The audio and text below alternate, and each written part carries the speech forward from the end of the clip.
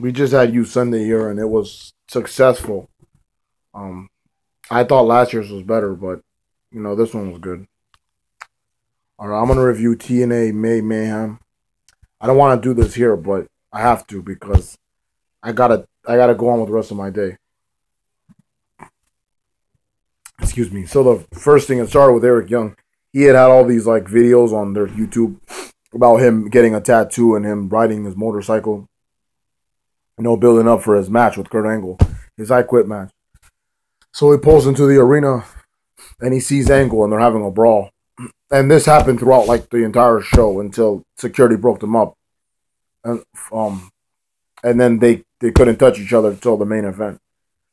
And then it started out with the Knockouts cage match. I don't know why this kicked off and not the Gauntlet, but shit, what the hell? What is that? So yeah, excuse me. I took fucking 3 takes of this. I don't want to do another one. So, excuse me. Oh my god, what is this? Hang on. So anyway, the Knockouts match. Cage match. Steel cage match. Gail Kim is the challenger. The Dollhouse have like a new entrance. And I don't know why, but it looks really cool. So this match was a pretty good match. Gail kept grabbing Taryn by the hair and slamming her face on the steel cage. Just throwing her. Bam. I like Taryn's in the ring gear too. The Dollhouse is at ringside. And screw PS Power for saying that the 3 of them are unattractive. Because they are. This man probably thought Bull Nakano was hot. Or Bertha Faye or whatever. Anyway, Gail's leaving the cage. And then the Dollhouse climbs and they're like, get off. So then Gail falls, bam, into the ring. And she's hurt, and when she gets up, Taryn hits the Taryn cutter on her and then pins her. And Taryn Terrell retains the Knockouts title. So the Dollhouse gets in the cage. They're brutalizing Gail Kim. And then Kong comes out to save her. She's saving her enemy, but whatever. And then Taryn's like, lock it, lock it, lock it. So they lock the cage so that Kong can't get in. And Kong's shaking it. And then Taryn takes Gail's wedding ring off. I don't know why you would wrestle in that, but she takes the wedding ring off and she puts it on her mouth, in her mouth. And it's on her teeth and stuff. She's like, ah, ah, ah. And she's like stepping on freaking Gail's hand, and she broke her finger, John. And so she broke Gail's finger. And here's what I didn't get. They finished beating up Gail. Taryn even took out the referee, which was really weird to see, but whatever. After they did this, they're in the cage to run from Kong, but now it's time to get out of the cage, and Kong's ready, waiting out there, ready to get you. I don't know what that's about there, but whatever. And then the next thing was Mickie James came out, and she talked about, Magnus and James Storm. And then James Storm comes out, and he says, I think Magnus is jealous of us. And then Mickie James is like, no, he's not. She said she's going to wrestle one more match. I can't wait to see it, but yeah, after that, he said, I talked to Billy Corgan and a whole bunch of people, and we want to get you signed in Nashville. I wanted Magnus to come out. I'm surprised he didn't. Yeah, I don't know where this is going, but that's why I'm interested, because I really don't know where this is going to go. I don't know who's the heel here or whatever, but, yeah. So the next match was the X Division Gauntlet for the title. I didn't expect what happened here to happen until it made sense after.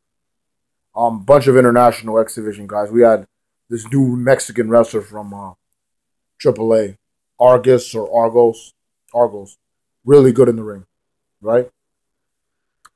Mandrews, Kenny King, DJZ, Rockstar Spud, Manic, Crazy Steve, a whole bunch of guys. And this was like the Royal Rumble. You guys come out, throw each other over the top, and then the last 2 men have to have a singles match. I was really surprised what happened here. It was a really good match. I was going for Argos, but he got eliminated. And then Manic, DJZ, they all go out. And then Crazy Steve gets out, and then Mandrews is gone. And then it's down to Spud and Kenny King. And Spud, he's fighting, and then he has a lot of heart, John. And he rolls up Kenny King and wins with a random roll-up. I was surprised. I was like, why did you end Spud's X Division run? to Kenny King, to lose to Kenny King by Homicide, a guy that's not even there right now. And I was like, why would you have him win it again? I'm happy he won, and I was surprised, but I was like, why did you end his title run in the first place?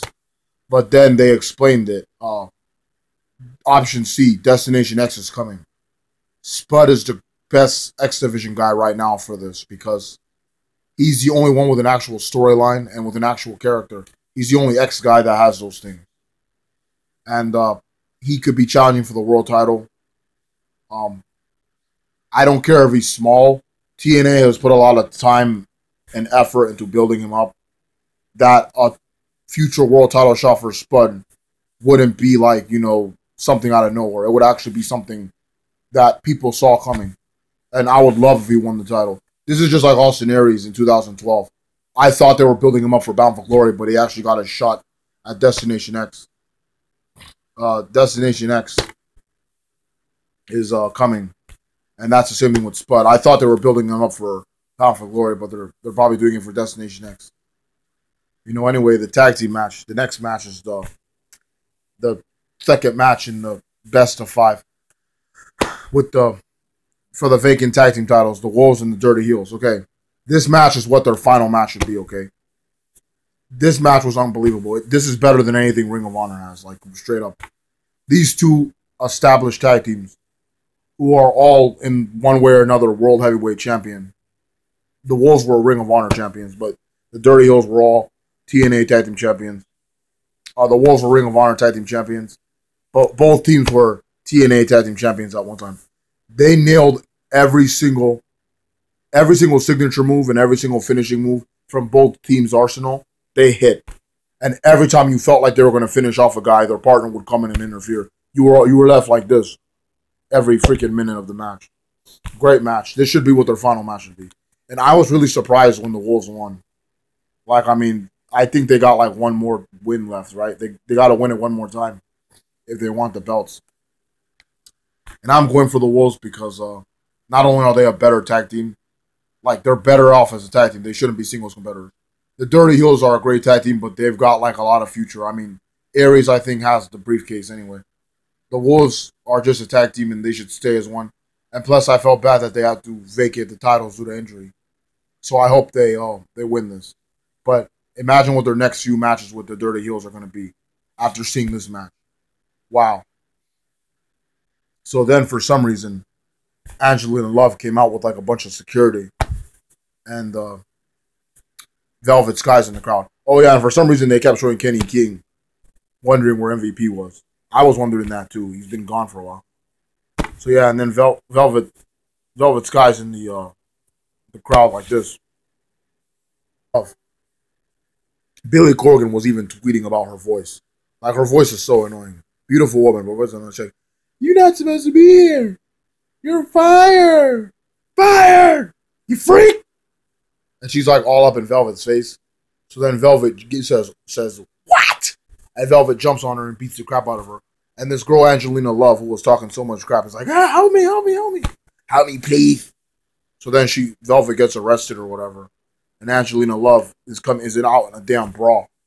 Like, bye-bye, you're going to the slammer, bye-bye. Bye. Or whatever. Waste of time. Segment, but 1 second. This was going to happen, but they had a match with EC3 and Mr. Anderson. And Tyrus was in a cage. I was hoping we'd never see this again, but whatever. He had to fight to get Tyrus in the cage, so he's like beating Tyrus. And Tyrus is like this. Then he finally gets him in the cage. And then, yeah, Ethan Carter won. Ethan Carter looks like these guys, actually, both of them. Ken Anderson and Ethan Carter look like they were both on steroids. The thing, Josh Matthews is so annoying when Ethan Carter comes out. He's like, I love this man. He's a crappy, he's like a bad Michael Cole. I think the only reason they put Al Snow in there was somebody to argue with Josh Matthews. Because that's pretty much all these guys did the whole night, but whatever. Then it was the main event, the I Quit match. This match was like more of a submission match. They both came out with security. But they didn't really like use weapons or anything. This was just like an I Quit match, like with submissions. They were locking each other in submissions. Eric Young had him in the figure four, and then he did the ankle lock. Angle did the ankle lock as well.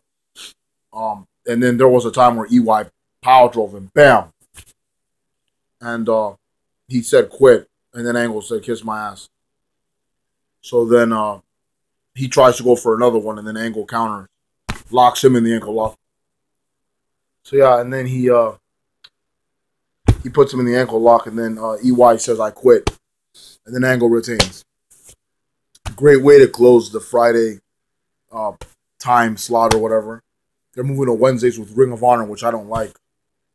But we'll see where it goes. And Slammiversary is coming up, so you're going to see more wrestling videos from me. I enjoy this. This is way better than what Elimination Chamber is going to be. And I can't wait to see what TNA brings to Wednesday nights.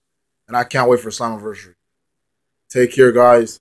TNA all the way. May Mayhem.